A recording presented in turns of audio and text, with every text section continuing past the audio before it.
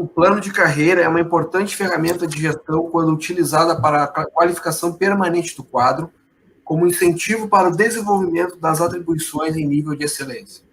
Contudo, os patamares de negociação do PCCS foram estabelecidos em momento e conjuntura diversa atual, restando uma série de direitos retirados dos servidores, como triênios, licença-prêmio e adicionais de tempo de serviço. Após aquele período, praticamente suplantando políticas que impactam no crescimento vegetativo da folha. Por outro lado, vivemos o maior período sem reposição inflacionária dos vencimentos dos servidores.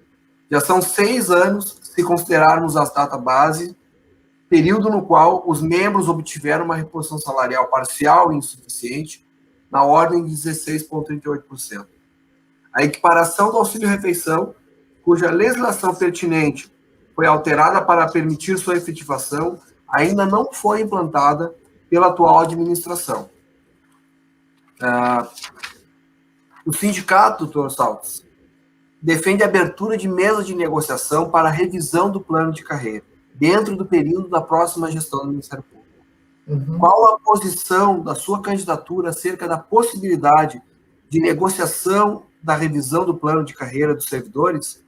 É possível uma recomposição de perdas dentro dessa revisão? O compromisso com a equiparação do auxílio-refeição será mantido? Vamos lá. Boas perguntas também. E eu repito, eu sou uma pessoa de diálogo. E sempre que tiver espaço para o diálogo, nós vamos dialogar. E mais, inclusive, nós estamos propondo, nos nossos compromissos de campanha, e nós já tivemos a oportunidade de conversar sobre isso, né, naquela primeira reunião que nós tivemos, a criação, ou melhor, eu quero trazer para o Ministério, para dentro do Ministério Público, a mesma prática de resolução consensual de conflitos que nós utilizamos nos nossos inquéritos civis e nas nossas ações civis públicas. Né? Eu quero fazer com que a mediação e a negociação sejam objeto constante da nossa vida institucional, seja do ponto de vista externo, tanto quanto do ponto de vista interno. Né? Eu penso até que nós podemos substituir o modelo de processo administrativo que nós temos hoje por mediação seguida de um termo de ajustamento de conduta, como já acontece em alguns órgãos da administração federal. Por que eu estou dizendo isso tudo? Para mostrar como eu sou uma pessoa de diálogo e que acredita que a melhor forma de construir soluções é através de um consenso mínimo dentro daquilo que for possível. Aí chegando no objeto da pergunta. Qual é o limite do possível que nós temos hoje para começar a responder essas perguntas que foram feitas? Primeiro, nós temos a Lei Mansueto, nós temos a Lei Complementar 178 de 2021, agora criou vários ajustes fiscais aí, a pretexto de garantir fontes de custeio para o enfrentamento da Covid. Nós temos a Emenda Constitucional 109, quer dizer, nós temos muitos freios que impedem a concretização ou o avanço de direitos.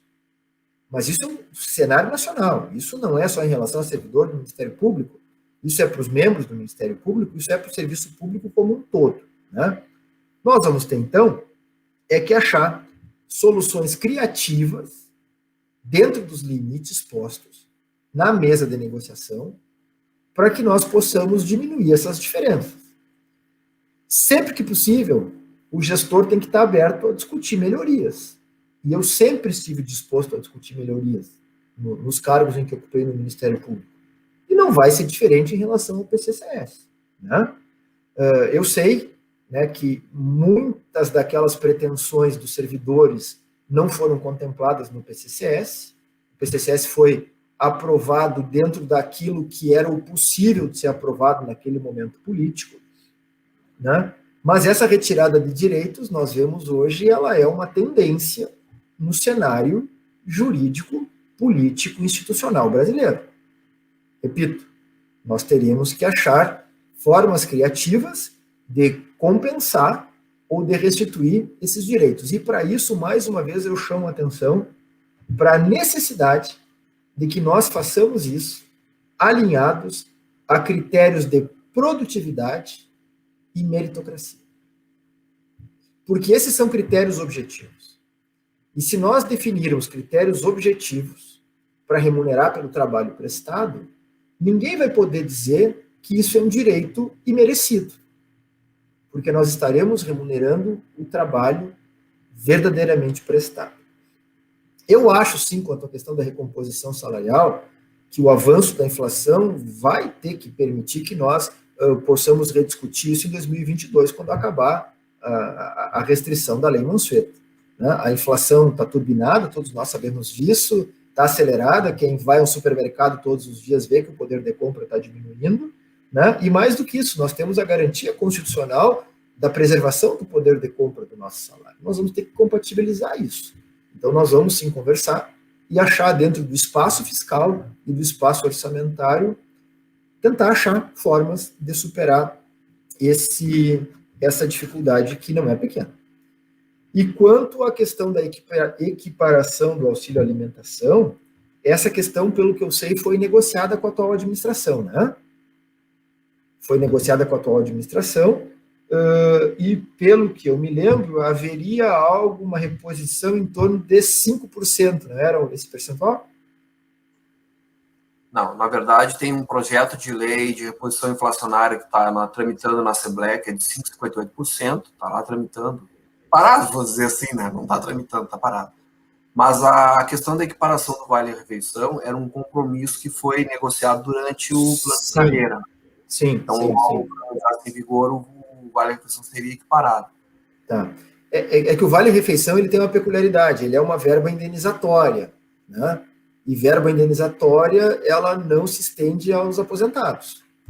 Isso é uma questão legislativa, a gente não tem como fazer. Isso a gente não tem como fazer, né? Isso não tem como assumir compromisso com uma pauta que não pode ser atendida. Mas a questão do reajuste do valor é algo que também está na nossa pauta, está na nossa agenda.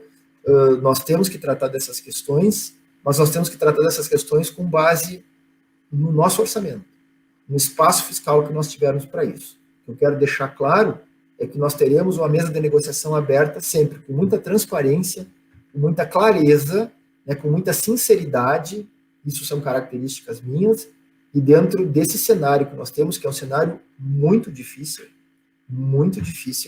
nós teremos sim que, de alguma maneira, achar mecanismos de equalização dessa diferença. O Ledur está dizendo aqui que o auxílio alimentação dos menos é R$900, os servidores é R$540. Sim, nós temos conhecimento disso e nós vamos ter que retomar essa conversa. Não tenho dúvida disso. Não, é só para ilustrar, doutor Alexandre, que a nossa preocupação é que o compromisso da equiparação seja efetivamente. Acreditamos. Eu sempre defendo a ideia, Jodar, que a continuidade da administração pública é um princípio, né? Então, assim, aqueles compromissos da administração anterior, eles têm que ser, sim, levados a efeito por quem sucede. Isso é o princípio da continuidade dos atos administrativos. Nós defendemos isso externamente, nós temos que praticar isso internamente também.